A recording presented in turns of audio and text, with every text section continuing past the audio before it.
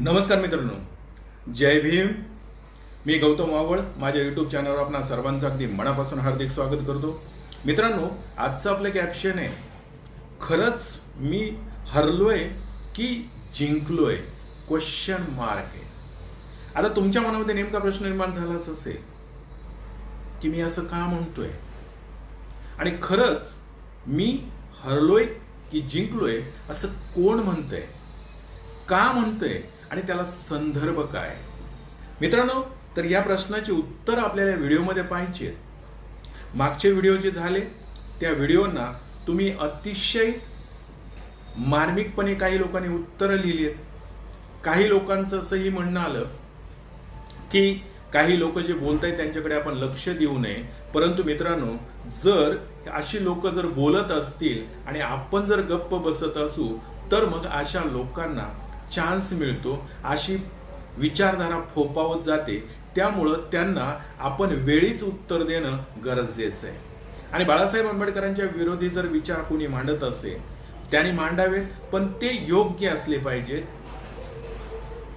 आणि जर योग्य नसतील तर उत्तर देणं आपलं कर्तव्य आपण समजायचंय. आणि बाळासाहेब आंबेडकरांची जी काही आंबेडकरी विचारधारा आहे किंवा ही चळवळ आहे अशीच आपल्याला पुढे पुढे न्यायची आहे. तर मित्रांनो, चला, यासाठी आपला सर्वांचा सहभाग गरजेचा आहे.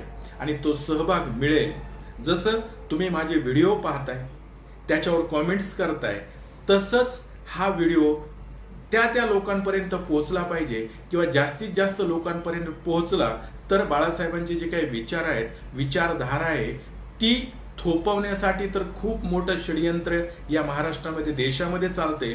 परंतु आपण आपला प्रयत्न करत राहणं आणि ती विचारधारा पोहोचवणं हे आपलं कर्तव्य समजूया. आणि प्रत्येकाने जर थोडं थोडं काम केलं तर मला वाटतं वंचितसाठी सर्वांचं एक मोठं काम होईल आणि वंचित बहुजन आघाडीला सहकार्य होईल आणि त्यामध्येच बाळासाहेब आंबेडकरांना पर्यायाने सहकार्य होईल.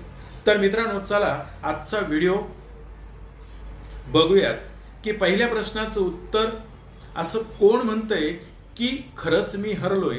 तर मित्रांनो, असं म्हणणारे आहेत वंचित बहुजन आघाडी आणि पर्यायाने त्याचे अध्यक्ष माननीय बाळासाहेब आंबेडकर. पहिल्या प्रश्नाचं उत्तर मिळालं तुम्हाला. असं दुसरा प्रश्न काय होता आपला की असं म्हणण्याचं कारण आहे मित्रांनो की 2024 लोकसभा इलेक्शन जे झाल्या आणि त्याचा निकाल 4 जून 2024 ला लागला. आणि निकाल बघितल्यानंतर या महाराष्ट्रामध्ये जे काही काँग्रेस, राष्ट्रवादी, शिवसेना, बीजेपी आहे, याच बरोबर अजून एक पक्ष आहे आणि तो म्हणजे वंचित बहुजन आघाडी, की 2019 ला ज्या पक्षाची सगळ्यात जास्त चर्चा होती.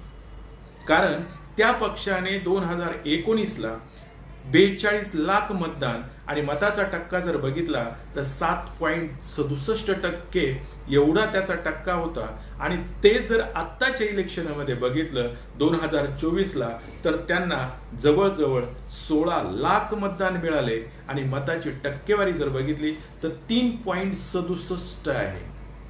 आणि याच्यामधला जर डिफरन्स बघितला तर डिफरन्स खूप मोठा आहे. आणि मग हा डिफरन्स जर बघितला तर जवळजवळ दुप्पट तिप्पट डिफरन्स पडतोय. आणि ते बघितल्यानंतर मात्र वंचित बहुजन आघाडीचे विरोधी असणारे गट, विरोधी विचारधारा मानणारे गट, विरोधी असणारी लोक, मग ते व्हिडिओ करणारे असतील, विचारधारा मानणारे असतील, राजकीय असतील, सामाजिक असतील, सर्व क्षेत्रातील जी काही मंडळी वंचितची विचारधारा मानत नाही अशा मंडळींनी तोंड सुख घ्यायला चालू केलं की हा पराभव हा वंचित बहुजन आघाडीचा आहे आणि पर्यायाने त्याचे अध्यक्ष म्हणजे बाळासाहेब आंबेडकर यांचा आहे. दुसऱ्या प्रश्नाचं उत्तर मिळालं. आता तिसरा प्रश्न जो आहे की याला संदर्भ काय? तर मित्रांनो, याला संदर्भ असा आहे, या भारत देशाने लोकशाही स्वीकारली. लोकशाहीच्या नियमाप्रमाणे दर 5 वर्षांनी निवडणुका होणार आणि लोकसभेची निवडणूक 2024 ला तशीच झाली. त्याचा निकाल लागला आणि त्या निकालामध्ये 10 वर्षे या देशावर सत्ता भोगणारा, आपली मनमानी करणारा आणि सत्ताही आपल्यापासून दूर जाऊ शकत नाही, अशा भ्रमामध्ये वावरणारा एक पक्ष म्हणजेच BJP किंवा भारतीय जनता पार्टी. आणि ह्या भारतीय जनता पार्टीला माज आल्यासारखा केंद्रामधील मंडळी असतील, त्यांनी चालू केलं की अब की बार 400 पार. संकल्प है अब की बार 400 पार. आणि 400 पार जर झाल्या तर आम्ही संविधान बदलणार. ಸಂವಿಧಾನ ಹೇಳಿದ ಸಂವಿಧಾನಕ್ಕೆ ಗೌರವ ಕೊಡ್ತೀವಿ. ಆದ್ರೆ ಸಂವಿಧಾನಗಳು ಕಾಲಕ್ಕೆ ತಕ್ಕಂತ ಅದೆಷ್ಟೋ ಬಾರಿ ಬದಲಾಗಿದೆ, ಮುಂದಿನ ದಿವಸದಲ್ಲಿ ಕೂಡ ಬದಲಾಗುತ್ತೆ. आणि मग मित्रांनो, जसा रिझल्ट लागला तसा रिझल्ट बघितला तर जे 400 पारच्या गोष्टी करत होते त्यांना 240 वर येऊन ठेपवलं आणि ते 240 वर आले आणि 272चा आकडा सुद्धा ते गाठू शकले नाहीत, मॅजिक फिगर जी लागते सत्ता बनवण्यासाठी. मग असं जे काही झालं तर एक जोक म्हणून बघूया किंवा एका माणसाने ज्या काही त्याच्यावर कॉमेंट्स केली ती जर ऐकली तर हसण्यासारखी. ऐका जरा. राम मंदिर बनवाया गया लेकिन वहां तो वोट ही नहीं पड़े राम के नाम पे, जीत तो गठबंधन गई. नहीं, ऐसा नहीं है. मोदी ने 400 सीटें मांगी थी और हमने GST काट के 240 दे तो दिया, और क्या चाहिए उसको. भाई 400 सीट मांगी थी, देश को भी तो GST ले रहा है ना ये. ऐकली. आणि हीच गोष्ट जर या देशामध्ये जी घडली तीच जर महाराष्ट्रामध्ये जर बघितली तर महाराष्ट्रातील नेते मंडळी असं सांगत होती की आम्हाला ह्या निवडणुकीमध्ये 45+ जागा मिळणार. आणि महायुती प्रचंड ताकदीने एकत्र आहे. 11 पक्ष एकत्र आम्ही आहोत. 45+ जागा आम्ही लोकसभेच्या जिंकणार आहोत. आणि महाराष्ट्रामध्ये 2024 ला किती जागा मिळाल्या? फक्त 9 जागा मिळाल्या त्यांना. किती? 9 जागा मिळालेल्या आहेत. आता हे जर सर्व बघितलं तर मग असं कसं झालं, नेमकं काय घडलं की भारतीय जनता पार्टी एवढा बॅकफुटवर आला की 45+ मानणारा 9 जागेवर आला. आणि इकडं जर बघितलं तर इंडिया आघाडी जी आहे, एक जागा काँग्रेसची 2019 ला होती, ती जागा आता 13 जागेवर गेला. आता हे असं झालं कसं? तर मित्रांनो, जे काही हे इलेक्शन 2024चं जसं चालू झालं की आता इलेक्शन होणार, त्यावेळेस बाळासाहेब आंबेडकर म्हणजे वंचित बहुजन आघाडीचे अध्यक्ष यांनी ठरवलं की ज्या ज्या ठिकाणी त्यांच्या सभा होतील त्या ठिकाणी त्यांनी लोकांना सांगायला सुरुवात केली की आता ठरवून घ्या, यावेळेस भारतीय जनता पार्टीला मतदान नाही. काहीही झालं, कुठलेही प्रश्न असतील, कितीही जटिल असतील, तरीही भारतीय जनता पार्टी पुन्हा सत्तेत येता कामा नये. म्हणजे भारतीय जनता पार्टीला सत्तेतून खेचायचंय असं बाळासाहेब आंबेडकर सांगत होते. ऐका व्हिडिओ. भारतीय जनता पक्ष आणि RSSचं गठबंधन यांना तुम्ही उलटून टाकू शकता, हे लक्षात घ्या. एकाच मुद्द्यावरती तुम्ही असं उलटून टाकू शकता की माझं मत हे भारतीय जनता पक्षाच्या विरोधात. पहिल्यांदा ठरवून घ्या. पाणी मिळालं नाही, अमुक मिळालं नाही, तमुक मिळालं नाही, तमुक मिळालं नाही, ही चर्चा यावेळेस नाही. कुठलीच चर्चा नाही, एकच चर्चा, आणि ती म्हणजे की भारतीय जनता पक्षाला पुन्हा आम्ही केंद्रामध्ये सत्तेमध्ये येऊ देणार नाही अशी असणारी परिस्थिती. आणि म्हणून आम्ही काँग्रेसवाल्यांना सांगतो की ठरवा. तुम्ही जर भारतीय जनता पक्षाला सत्तेपासून थांबवायला महाराष्ट्रामध्ये तयार आहात तर वंचित तुम्हाला हात द्यायला तयार आहे, एवढा असताना लक्षात. बरोबर आहे. मग असं जर बाळासाहेबांनी सांगितलं तर मग याचं कारण काय? तर मित्रांनो, बाळासाहेब आंबेडकर सांगत होते, जनता पार्टी जो आहे, भारतीय जनता पार्टीचं असं मत आहे की आम्हाला जर 400 पार मिळाल्या, बहुमतात आम्ही आलो, तर आम्ही संविधान बदलणार. आणि भारतीय जनता पार्टीचा आणि RSSचा जो अजेंडा आहे तो काय आहे, तर आम्हाला हिंदू राष्ट्र म्हणजे मनुस्मृती पुन्हा लादायची. आणि जर हे बघितलं तर काहीही झालं तरी भारतीय जनता पार्टीचा आणि RSSचा अजेंडा जो आहे हा सफल होऊ द्यायचा नाही. त्यासाठी जे करावं लागेल ती करायची तयारी आपली आहे. कारण संविधान जे आहे हे विश्वरत्न परमपूज्य डॉक्टर बाबासाहेब आंबेडकरांनी या भारत देशाला दिलं आणि त्या संविधानाच्या मार्फत येथे असलेला गोर गरीब वंचित घटक जो आहे याला स्वतंत्र, समता, बंधुता, न्याय देण्याचं काम केलं आणि हजारो वर्ष जो जोखडात होता, मनुस्मृतीच्या विळख्यात सापडलेला होता, त्याला संविधानाने वाचवलं. आणि संविधान जर पुन्हा बदलणार असेल आणि पुन्हा मनुस्मृती येणार असेल तर आपण कोणतंही कष्ट घ्यायची किंवा आपण कोणतंही धाडस करायची, आपण कोणतंही काम करायची तयारी केली पाहिजे. आणि मित्रांनो, त्यासाठी बाळासाहेब आंबेडकरांनी जे या देशामध्ये इंडिया आघाडी ज्याला म्हणतो की ज्या काँग्रेसच्या प्रणित इंडिया आघाडी झाली त्याच्यामध्ये सुद्धा जायचा प्रयत्न केला. परंतु त्याच्यामध्ये त्यांना सन्मानाची, मानाची वागणूक मिळत नाही. हे बघितल्यानंतर बाळासाहेब आंबेडकर जसं बाहेर पडले, पण बाहेर पडलं म्हणजे आपण शांत बसणं असं नव्हे. बाळासाहेब आंबेडकर जसे बाहेर पडले तसं त्यांनी महाराष्ट्रामध्ये वंचित बहुजन आघाडीच्या वतीनं काँग्रेस पक्षाला महाराष्ट्रामध्ये 7 जागेवर बिनशर्त पाठिंबा दिला. आमच्या मदतीने काँग्रेस पक्ष 7 जागा ज्या जिंकू शकतात त्या 7 जागा त्यांनी असताना आम्हाला कळवाव्या. की ज्या तुम्ही निवडून येणार आहात जागा त्या जागी आम्हाला सांगा, आम्ही आमचं मतदान तुम्हाला द्यायला तयार आहोत, पण तुम्ही निवडून आले पाहिजे. बिनशर्त पाठिंबा. कारण राजकारणामध्ये गिव्ह अँड टेक असं म्हटलं जातं, द्यायला आणि घेणं चालतं. तसं मात्र इथं बाळासाहेबांनी काहीच केलेलं नाहीये. बिनशर्त काँग्रेसला पाठिंबा दिलाय. एवढंच की काय, पण कोल्हापूरचे जे शाहू श्रीमंत आहेत यांना सुद्धा पाठिंबा दिलाय. कोल्हापूरमध्ये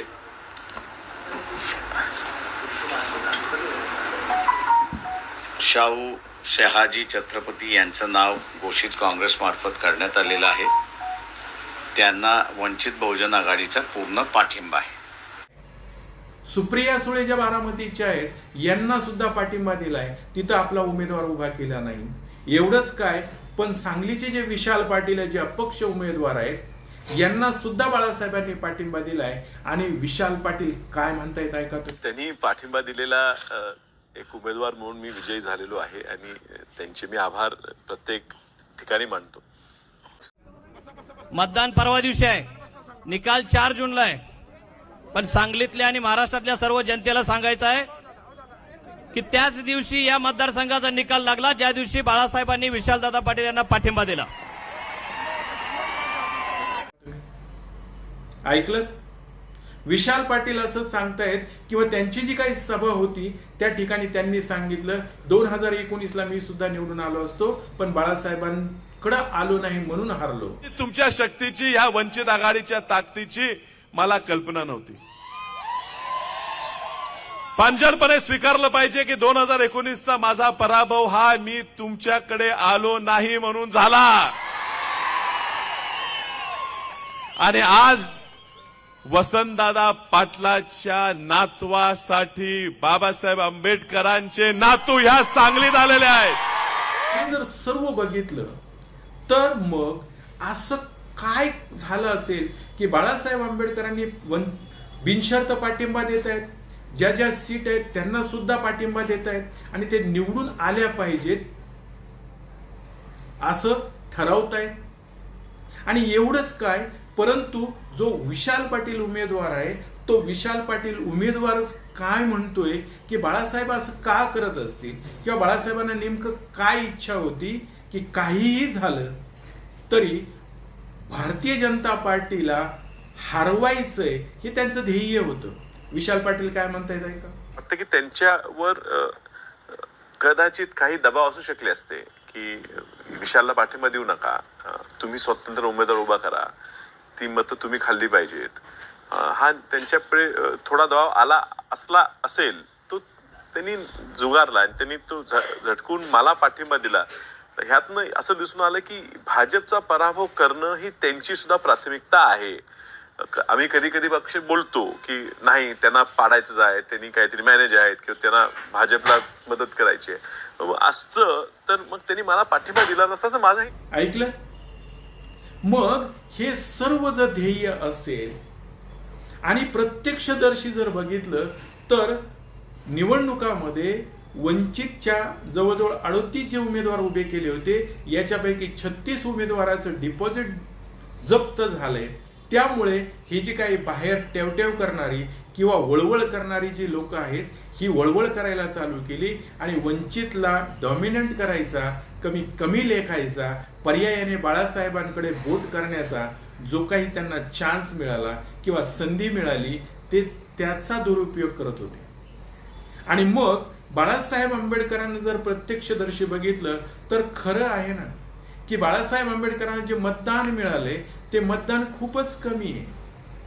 पण बाळासाहेबांचं एकीकडे मतदान बघायचं किंवा देशासमोर जो काही प्रश्न होता, भारतीय जनता पार्टीला पुन्हा सत्तेत येऊ द्यायचं नाही आणि येथे मनुस्मृती लागू होणार नाही, हा जो काही प्रोपोगेंडा किंवा प्रचार देशामध्ये चालू झाला त्या दृष्टीनं जर बघितलं तर बाळासाहेबांनी जो काही प्रचाराचा फंडा मांडला होता ते जर बघितलं तर तोच मुद्दा वंचित बहुजन आघाडीचा मुद्दा म्हणजे मनुस्मृती इथे लागू होणार नाही, हिंदू राष्ट्र होणार नाही आणि संविधानही बदलणार नाही. मग इंडिया आघाडीतील हे जे काही घटक पक्ष आहेत म्हणजे राष्ट्रवादी असेल, काँग्रेस असेल, शिवसेना असेल यांनी हाच मुद्दा पुढे घेतला आणि त्यांना प्रचार करावा लागला की काहीही झालं तरी मनुस्मृती इथे लागू होता कामा नये, की जो मुद्दा इंडिया अलायन्सने घेतलाच नव्हता.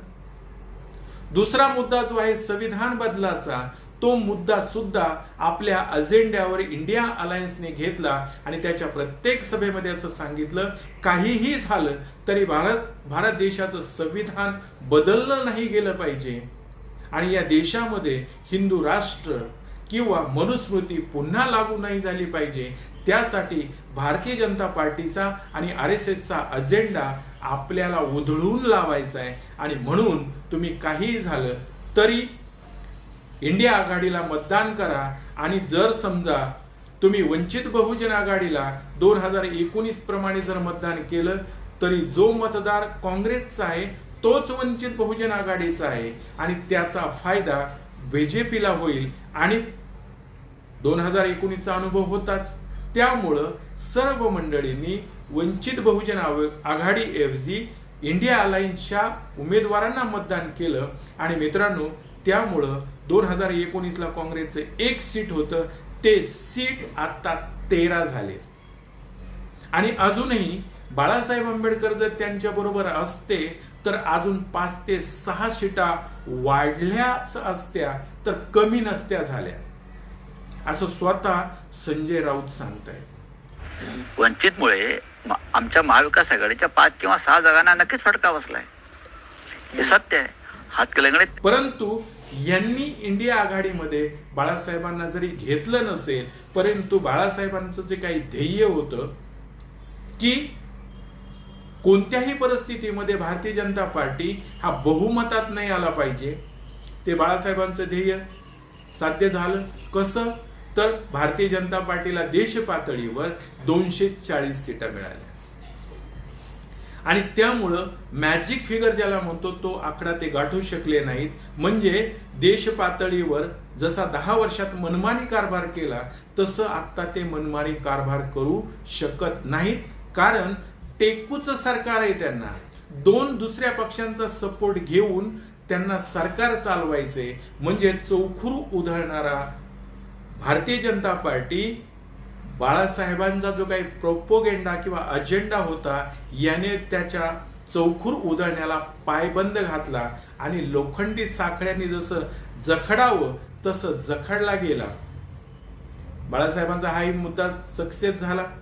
त्यामुळं आता काहीही झालं तरी भारतीय जनता पार्टी संविधान बदलणार असं होणार नाही आणि दुसरं जी गोष्ट आहे ते मनुस्मृती लागू होणारही नाही. मग जी काही चिवचिव चालू आहे किंवा विरोधी लोकांची जी काही वळवळ चालू आहे की बाळासाहेब आंबेडकर हरलेत तर मित्रांनो बाळासाहेब आंबेडकरांचं जे काही ध्येय होतं, बाळासाहेब आंबेडकर जे प्रत्यक्ष इलेक्शनमध्ये जिंकून ते ध्येय जर साध्य करू शकत नव्हते, तर दुसरा कुणीतरी म्हणजे इंडिया आघाडीला मतदान घेऊन किंवा सपोर्ट देऊन तो जेवढी ताकद आहे तेवढी ताकद लावून बाळासाहेबांनी ते ध्येय जर साध्य केलं असेल, तर हे सर्वांसमोर आहे की ते ध्येय त्यांनी साध्य केलं. मग प्रत्यक्ष निवडणुकामध्ये जे काही मतदान कमी झालं असेल, तिथं मतदान कमी झालं म्हणून हारलो, की जे देश पातळीवरचं जे सर्वात मोठं ध्येय होतं की संविधान बदलणाऱ्या लोकांना पायबंद घालणं आणि RSS आणि BJPचा अजेंडा थांबवणं, ते तर बाळासाहेब करण्यामध्ये सक्सेस झाले. कारण जे मुद्दे बाळासाहेबांनी पुढे घेतले ते इंडिया आघाडीने हायजॅक केले आणि सगळीकडे त्या मुद्द्यावरच इलेक्शन लढवली गेली. म्हणजे बाळासाहेब आंबेडकर प्रत्यक्ष इलेक्शन लढवून किंवा निवडणुकीतून जिंकून येऊन जे मुद्दे करायला निघाले होते, तेच मुद्दे किंवा त्याच गोष्टी इंडिया आघाडीने जागा जिंकून किंवा त्यांना सपोर्ट करून, म्हणजे प्रत्यक्ष होण्याऐवजी अप्रत्यक्षपणे बाळासाहेब आंबेडकरांनी ते त्यांचं ध्येय जे होतं, त्यांनी जे ध्येय मांडलं होतं ते त्यांनी सिद्ध किंवा सक्सेस करून दाखवलं. आणि मग मित्रांनो, मला सांगा, एखादी गोष्ट हारलो की जिंकलो, प्रत्यक्षपणे जर दिसत असेल की आपण निवडणुकामध्ये हरलो, पण ज्यासाठी निवडणुका लढत होते किंवा ज्यासाठी बाळासाहेब पायाला भिंगरी बांधून या महाराष्ट्रामध्ये मोठमोठ्या सभा घेत होते, ते त्यांचं ध्येय मात्र त्यांनी सक्सेस करून दाखवलंय. मग ध्येयासाठी लढणारी माणसं हरतात का? ध्येयासाठी झगडणारी माणसं कधी पराभूत होतात का? आणि मग ह्या इलेक्शनमध्ये जी काही विरोधी माणसं, वंचितची विरोधी आहेत, ते जरी विरोधी सूर लावत असले की बाळासाहेब हरले, मग बाळासाहेबांनी जर प्रश्न विचारला तुम्हाला की खरंच मी हरलोय की जिंकलोय, मला तुम्ही सांगा की जो वंचितला मानणार आहे, आंबेडकरी चळवळीला मानणार आहे, किंवा जो मतदार आहे, जो आंबेडकरांच्या मताशी सहमत आहे, त्यांनी याची उत्तर देणं क्रमपत आहे की बाळासाहेब खरंच हरलेत की जिंकलेत. आणि बाळासाहेबांनी जर विचारलं असेल तर तुम्ही उत्तर सुद्धा देणं गरजेचं आहे. आणि मित्रांनो, मी जर असा मुद्दा मांडत असेल की बाळासाहेब असं विचारतायत आता तुम्हाला की खरंच मी हरलोय का, तर त्याचं उत्तर तुमचं काय आहे हे कॉमेंट्स बॉक्समध्ये सांगा. आणि जर तुम्ही माझ्या मताशी सहमत असाल की बाळासाहेब प्रत्यक्ष निवडणुकामध्ये कमी मतदान झालं म्हणून हरले नाहीत, किंवा जरी हरले असले पण त्यांचं ध्येय होतं ते मात्र त्यांनी सक्सेस करून दाखवलं आणि त्या ठिकाणी ते जिंकले, तुम्हाला काय वाटतं? खरंच बाळासाहेब हरलेत की जिंकले? त्या प्रश्नाचं उत्तर तुम्हाला कॉमेंट्स मध्ये लिहायचं आहे. आणि मित्रांनो, अजून एक विनंती करतोय की जर माझे व्हिडिओ तुम्हाला आवडत असतील, माझे विचार तुम्हाला आवडत असतील, कारण तुम्ही बातम्या तर सगळीकडे पाहतायच, आणि ह्या बातम्या पाहत असताना त्या बातम्यांच्या मागची बातमी काय ती जुळवाजुळव करून व्यवस्थितरित्या तुमच्या समोर मांडण्याचं फक्त काम करतोय. आणि ते जर चुकीचं असेल तर ते बरोबर कसं आहे हे सांगण्याचा प्रयत्न करतोय. मागच्या व्हिडिओंना तुम्ही जसा प्रतिसाद मला दिलात, ते व्हिडिओमध्ये जे कॉमेंट्स दिल्यात, तर एवढं जरी काम केलं की असेच हे व्हिडिओ लोकांपर्यंत जास्तीत जास्त कसे पोहोचतील ते बघितलं, त्यासाठी तुम्हाला लोकांना जास्तीत जास्त शेअर करावे लागतील, त्याला सबस्क्राईब करावं लागेल. त्यामुळे पुढचे व्हिडिओ येताना तुम्हाला लगेच दिसतील. आणि हा जो काही आपला प्रचार आहे किंवा हे जे काही आपलं म्हणणं आहे ते जास्तीत जास्त लोकांपर्यंत कसं पोहोचेल हाच आपण प्रयत्न करतोय. एवढंच बोलतो आणि आज एवढंच. हा व्हिडिओ नक्की तुम्हाला आवडल्यास लाईक, शेअर, सबस्क्राईब करा आणि पुढे पाठवा. इथेच थांबतो. धन्यवाद.